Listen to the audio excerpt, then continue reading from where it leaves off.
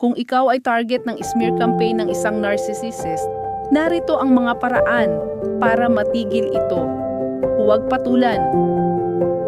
Ang pag-ignore ang pinakamalakas na depensa. Kapag hindi mo binigyan ng atensyon, mawawalan sila ng interes. Limitahan ang komunikasyon. Kung kailangang sumagot, maging professional at huwag magbigay ng emosyonal na reaksyon. Mag-focus sa sarili, gumawa ng bagong simula at huwag sayangin ang oras sa kanilang drama. Ang pag-move forward ang pinakamagandang revenge. Huwag mag-explain.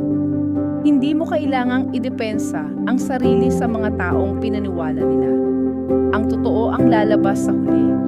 Bumuo ng support system, makisalamuha sa mga taong tunay na nagmamalasakit sa iyo at hindi nadala sa chismis. Ang sikreto, huwag bigyan ng power ang narcissist. Sa halip, gamitin ang energy mo para sa sariling paglago at kaligayahan. Kapag tumigil ka sa pagpansin sa kanila, sila ang mawawala ng kontrol.